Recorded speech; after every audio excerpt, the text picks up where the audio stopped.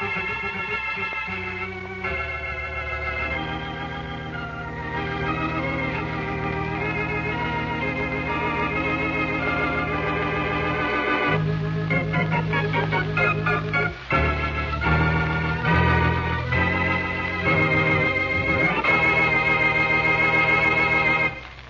Arthur, there's nothing seriously wrong with you. Nothing wrong that a little rest won't cure. Oh, that's a relief. Thanks, Doctor. Must feel pretty good to be home again. Pretty good's hardly strong enough. Say, Dr. Martin, is there any chance of another attack of amnesia creeping up on me when I'm not looking? I doubt it. You have no idea where you've been for the last 3 weeks? No, I haven't. All I know is I woke up this morning in a strange office with a lump on my head and a desire to get back home as quickly as I could. Yeah, I've got to go now, but I wish you'd realize there's no point in worrying about the past 3 weeks. They're a blank. Let them stay that way. Goodbye, Arthur. Please remember what I said about relaxing. I'll try, Dr. Martin. Goodbye. I've got to find out. I've got to.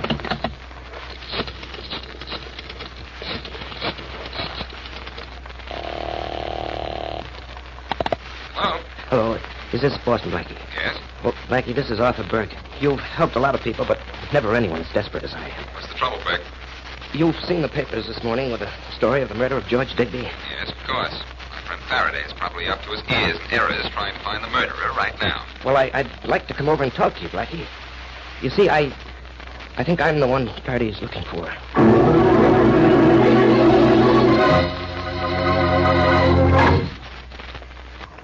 It's summer money time. Yes, it's summer money time. Come to Beneficial now. It's summer money time. Right now, it's summer money time at Beneficial Finance Company. Get the cash you want for a wonderful vacation, to clean up leftover bills, or for any good reason. You'll find the service just a little faster, just a little friendlier. And you get this Beneficial Extra, your own international credit card, good for cash wherever you go. Cash? Just say the word, you're the boss. At Beneficial, where it's summer money time. Now here's Dick Calmer as Boston Blackie. Enemy to those who make him an enemy, friend to those who have no friend.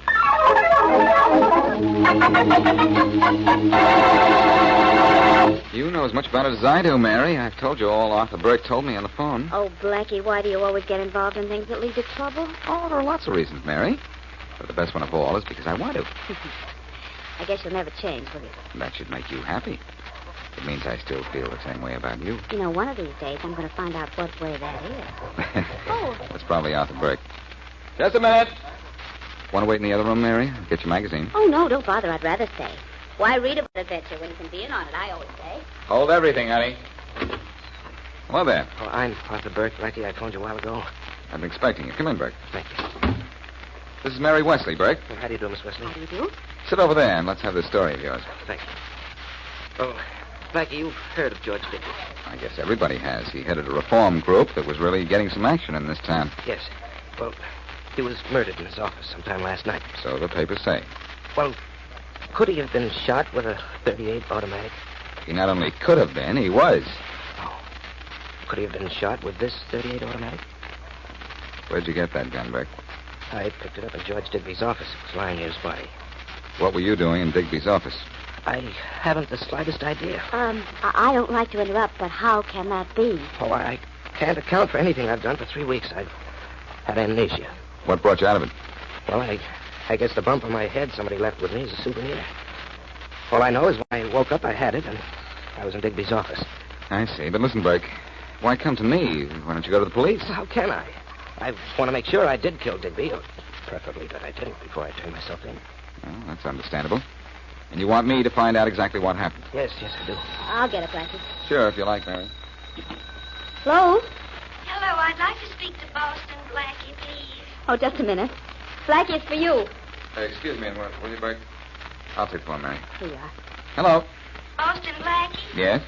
How would you like to know who killed George Digby? Well, how would you like to tell me? In my own way. Here in my my apartment at the Ocean Hotel. What's your name, honey child? Janet Carey. And I'll name Digby's murderer for you when you get here. Okay, it's only fair to tell you that in mystery stories, when a witness asks somebody to come to her apartment so she can name the killer, she invariably turns up dead. Well, I'm not worried. Well, how about just a hint, just in case this mystery runs true to form? You want a hint? All right. How about if I told you that I killed Digby?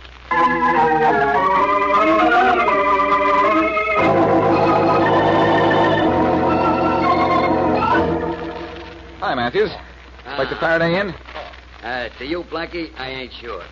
Sergeant Matthews, kindly convey my compliments to Inspector Faraday and say I would like an audience. So he'll say you should go to a theater. Hold it, Blackie. Yeah, what is it, Matthews? Boston Blackie is here. He wants to see you. Oh, he does. Well, what are you waiting for? Show him in? Throw him out. Yes, sir. Blackie, I gotta throw you out. I'll go myself. This is the door to the street, isn't it? Hey, no, that leads to the inspector's office. I have such an awful sense of direction. Hello, Inspector. What are you inspecting? Blackie, be a good boy and say goodbye. I've had enough trouble for one day. That's why I'm here, Faraday, to lighten the burden you bear so bravely. Beat it, Blackie. Unless you know something about the Digby murder. Nothing very much, only who killed him. I know who killed him. A guy named Tom Roach. Digby was just about to close that cabaret and gambling joint of Roach's. Well, then why not arrest this Tom Roach? And get laughed out of court? Juries don't want to know what I know. They only care about what I can prove. Well, I just dropped in to tell you that I'll deliver your proof tonight. That's all. Is there anything else you'd rather hear? Yeah, you saying goodbye. Take the door that leads right to the street. You'll give the police station a bad name if people see you walking through. That door there. Thanks. You must use the back door when you come to see me, too. Oh, it started to rain, Inspector. You know something? You're the only man living who can stay indoors in this weather and still be all wet. Hey, taxi! Don't bother whistling for no cab, Blackie. We got a private car for you. With chauffeur and footman and a bodyguard to see that nobody hurts you. That's fine, but what's the gun in my back for? Oh, we gotta see that nobody hurts you. Unless it happens to be us. Selfish, aren't you? Where am I being invited to go, and by whom? The boss wants to see you. Now, there's a line I haven't heard since the last B picture I saw. Who's the boss? Tom Roach. He's fixing to run this town, and you, ragged.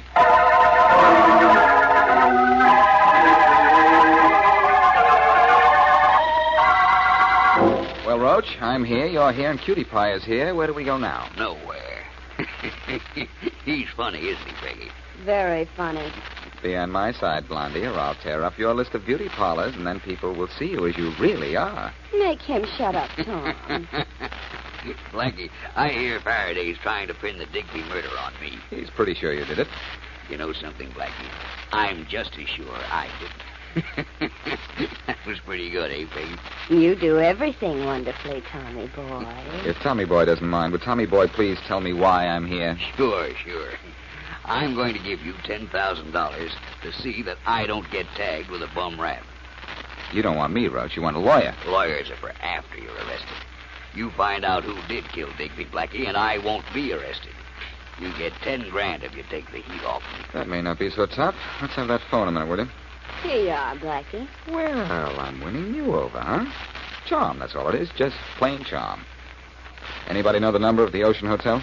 Cloverdale 11561. There must be a beauty shop there if you know it. Thanks, anyhow. When do you go to work, Blackie? I'll tell you better when I get my party. Hello? Miss Janet Carey, please. Hello, this is Boston Blackie. About that matter we spoke of this morning, could I come up to see you now? How long will it take you to get dressed? An hour? Well, that's fine.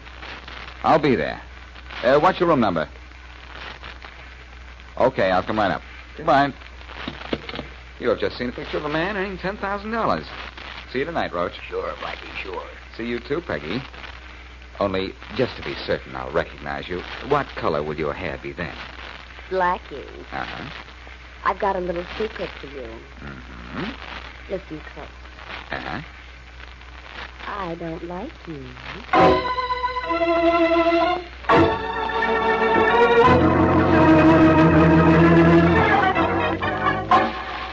Faraday speaking. Inspector, this is Blackie. What are you doing? I'm playing jacks. What do you think I'm doing? I don't know, except that it's got to be something unimportant. I want you to meet me in half an hour, Faraday. Oh, you do? Should I wear a carnation so you'll know me? No, wear a pair of long-pointed ears so everybody will know you. I'm calling you from a telephone booth in the Ocean Hotel, Faraday. I've got an appointment in room 928 in half an hour to meet George Digby's murderer. I want you to be there, too. Oh, you do? Well, suppose I don't show up. Suit yourself, Inspector. But if you don't show up, you'll miss the showdown.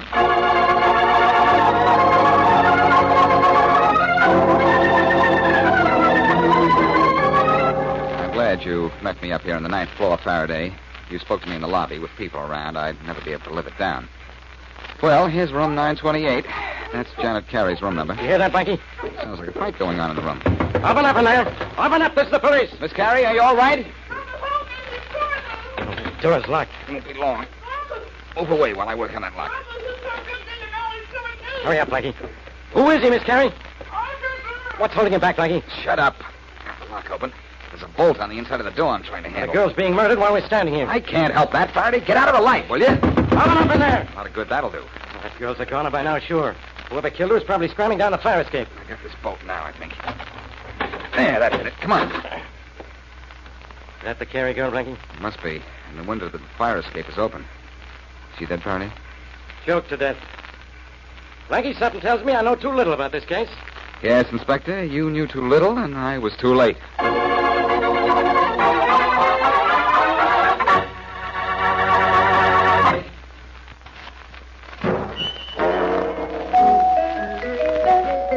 Did you know that your best buy in car insurance is Nationwide?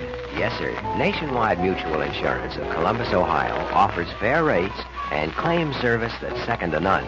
For example, over half of all nationwide auto claims are paid within 24 hours after notice of loss.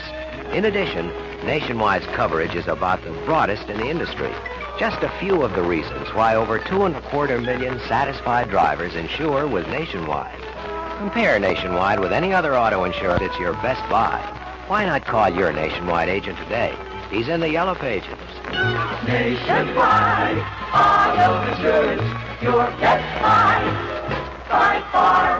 Nationwide auto insurance, always the best for you and your car.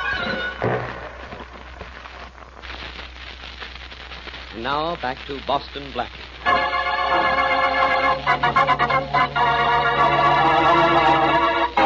Arthur Burke suffered an attack of amnesia and woke up beside the dead body of George Digby. Believing he may have killed Digby, he comes to Boston Blackie for help and is there when a call comes in from Janet Carey offering to name Digby's murderer. Before going to see her, Blackie is forced to visit Tom Roach, gambling house operator who wanted Digby out of the way and whom Faraday suspects, but who denies his guilt and offers Blackie $10,000 to find the guilty party. Blackie and Faraday go to Janet Carey's hotel room and arrive in time to hear a terrific struggle going on inside.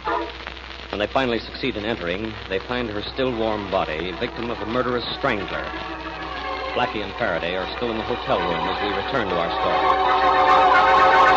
story. Get off that telephone, Blackie. I want to report this murder. In a second, Faraday. I've got to check my theory first. Well, no answer. Let me have that phone. Not yet. I made one call to Arthur Burke, but he wasn't home. Who's Arthur Burke? That was the name poor Janet was trying to say when she was strangled. Well, where can I find the guy? She said he was Digby's murderer, didn't she? Yes, she said that. Hold a second. Number, please. Get me Dalton 69767, please. And who is that? Your friend, Tom Roach. He lives on the other side of town. Janet Carey was killed only a few minutes ago. I want to see if he's home. What for? This Carey girl said Arthur Burke was strangling her. Now, what are you calling Roach for? Just checking. If Roach is home, at least I'll be sure it was he who killed the girl a few minutes ago. Hello? Tom? Hello? Oh, hello there, Blackie. I recognize your voice. Getting good, ain't I? Hey, Peggy, I recognize Blackie's voice. What do you want, Blackie? Got good news, huh, maybe? No, it's nothing, Tom. Never mind this call. I'll talk to you later. Goodbye. Well, that's that. It wasn't Roach. He couldn't have killed Janet Carey and made it back to his apartment this fast. Now, I've got to try and locate Burke. I left him with Mary at my apartment. Sure, you left him there, but he won't be there now. Number, please. Skyline 94467. Things sure never have been getting complicated when I go to work on it. Me tells that to. As if that wasn't what I always say. Okay, Inspector, so we're in agreement on something, which, of course, automatically makes me wrong. Hello? Hey, Mary, this is Blackie. Is Arthur Burke still in my apartment? Oh, no, he isn't, Blackie. He left shortly after you did. You didn't want me to hold him here, did you? Well, yes, I did, but it's too late now, Mary. Look, stay there, will you? I'll be back. I'll be here. Goodbye, darling. Bye. Not there, huh? Okay, I'm going to pick him up right now, unless he's beat it out of town. Now, where did he live? Faraday, I'm not going to tell you. Oh, stop the clowning, Blackie. Where do I grab Burke? There's something phony about this whole thing, Inspector. I don't know what it is. I want to talk this thing out with Mary. After that, I deliver Burke to you personally. Why talk it over with Mary? What does she know about this?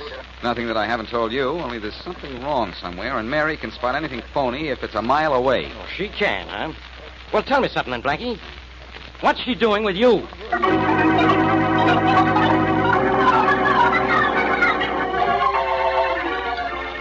More coffee, Blackie? No, thanks, Mary. What I really want is more information. You don't mind if I have a second cup, do you? Somebody has to indicate the coffee I make's good, even if it's only me. Mary, I don't think Burke is guilty. Well, darling, from what you've told me, he's got to be the one who killed Dixie. Maybe. But where does the murdered girl come in? Where does she fit? Well, what's her name, Blackie? Janet Carey. Janet Carey. Janet Carey. Oh, she's the girl who called you on the telephone this morning. The girl with a southern accent. That's right. Mm-hmm. Of course, it doesn't help this case any, but it's right. I can tell you something that might help. Something you'd know yourself if you read the gossip columns. Janet Carey used to be Tom Roach's sweetheart. No, that doesn't prove it. Hey, Mary, you sure? Sure, I'm sure. Wait a minute, then. When she said she'd killed Digby, it was to throw off anybody who might have been listening. Go ahead, Blackie. Keep going. She was Roach's girl. She knew he murdered Digby. She was sore at him for throwing her over. So she decided to tell me what she knew. Mm-hmm. Roach figured that out when I called her from his apartment, went over to her place and killed her. Yes, but while she was being murdered and you were outside the door, she kept screaming it was Arthur Burke. Hey, how does the scream sound with a southern accent anyhow? Mary, you're a genius. You're wonderful. I love you dearly, madly, unreasonably. Well... Only I haven't time for that now. Oh. I've got to make a call, and you're going to locate Burke and bring him to Tom Roach's apartment. Well, darling, I'll try to get Burke there, but don't forget that Roach was in his apartment 2 or 3 minutes after you found Janet's body. Now, he couldn't have killed her and gotten home so quickly. I didn't say he did I?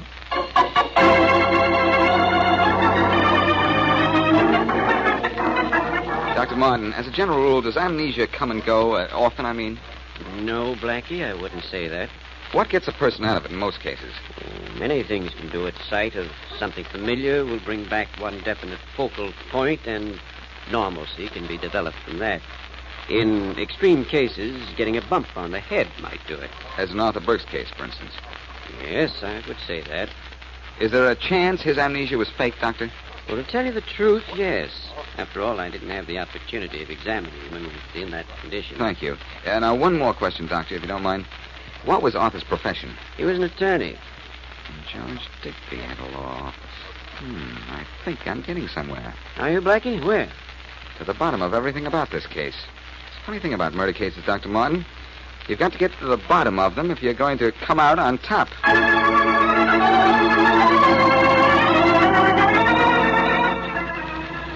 You know the way, driver? Yes, sir. If I ever get clear of this downtown traffic. There goes another red light. I'm sorry this cab is occupied. Sure it is. By you and me, Blackie. Well, Charlie, my boy. Tom Roach's little henchman. How are henches these days? Driver. Yeah? This guy's changed his mind about where he was going. He wants to be driven to 550 Lincoln Road. Yeah, that's funny.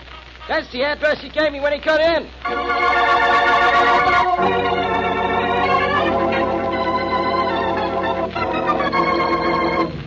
Well, all we can do is sit here and wait till Charlie brings Blackie here. Isn't that right? That's right, Pop. Popsy. Yeah. Do me a favor. You know I will. What? Make that Blackie sweat a little. Make him think you're gonna knock him off.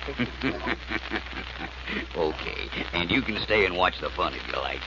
If it'll make him squirm, I'd like to, all right. Hey, what's the idea of turning out the big light? Well, Oh, I get it. Maybe you don't want any more of Blackie's cracks, huh? Big lights aren't flattering. Pops. What is it, Charlie? I got Blackie with me like you wanted, boss. Do I show him in? Of course. Go on, Blackie. Hey, what's that showing in that shove? Hello, Tom. Hiya, Blondie. That's all, Charlie. Okay. Sit down, Blackie. Okay, now Not what's there. Sit in the easy chair in front of me. Get up, Peggy. It's a pleasure. I must be older than I feel. The young lady gives me a chair. Oh, Peggy, the words young and lady were used without too much regard for their literal meaning. Tom, is he insulting me again? You don't know. What's the difference? Can't you shut this guy up, Popsy?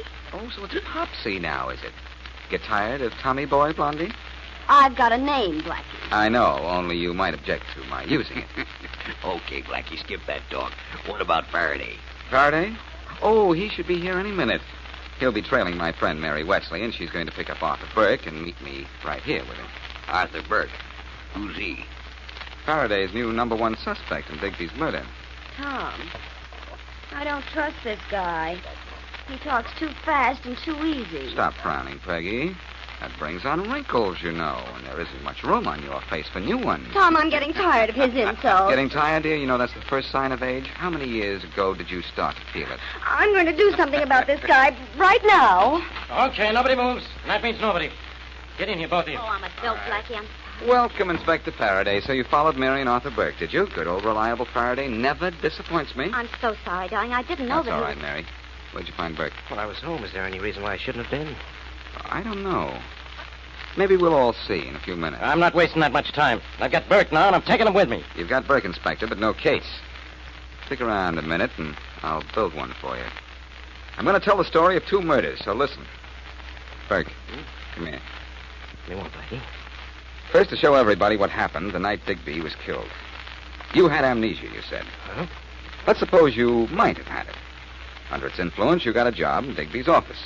After all, he was a lawyer, so were you, so that's not unreasonable. Sure it isn't. He got the job so he could wait his chance and murder him. Is that why, Inspector? Yeah. Well, maybe. All I know is that you worked late at night, the night Digby was murdered, that you walked into his private office just before he was killed, and you got hit on the head. Is that right, Burke? He hit himself on the head, you mean, so he could have an alibi. Is that what I mean, Inspector? Yeah. Anyhow, Burke, when you woke up the next morning, the amnesia attack was over, and you found yourself with a gun and a corpse, neither of which you wanted. Could I have killed Digby? Yes, but you didn't. And you didn't kill Janet Carey, either. Tom Roach killed them both. That's very funny, Blackie. Very funny. Why did I kill them? Normal reasons. Digby was going to close up your gambling joint. Janet Carey used to be your girl, and she knew you murdered Digby and was ready to talk. What could be simpler than that? And he planted this guy Burke's amnesia?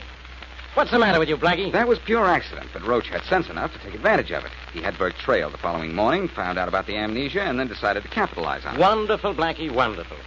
Only how could Roach here murder Janet Carey while we were outside her hotel door and be back in his apartment so you could talk to him on the telephone 5 minutes later? He couldn't. We didn't hear Janet Carey struggling when we were outside the door, Faraday. It was this blonde young lady, Peggy. What? And Charlie Roach's stooge doing some phony play acting while Janet lay dead on the floor. Popsy. Roach had killed her an hour before. This isn't funny, Blackie. You can't prove that or anything else. Oh, but I can. Let me tell you something. Janet Carey had a southern accent, a broad one. Peggy forgot about that when she kept calling to me for help from behind the door. Peggy, darling, you forgot to add the you-alls. That wasn't being very smart. Popsy. You're not being very smart either, Blackie. You forgot your usual laugh, Tom. What's the matter? Here it is now. Ha-ha. And don't anybody make a move. Showing your hand finally, Roach. And with a gun in it. Come on, Peggy. We're getting out the back door. Tom, Blackie, the lamb. Hey. Watch it. Shoot, Come on, Tom. Blackie. Shoot, you fool. You know Blackie's Come here, in that chair. Blackie, no. Did you get him, Tom? Did you? No, he didn't, Blondie. I wasn't in the chair, and the flash of his gun told me where he was, so he was the sucker for my shot. Put the light on, Faraday. The switch is over by the door. How do you find the door in a joint as dark as this? Take Blondie with you, Inspector. Anybody as light-headed as she is will blaze a trail even you could follow.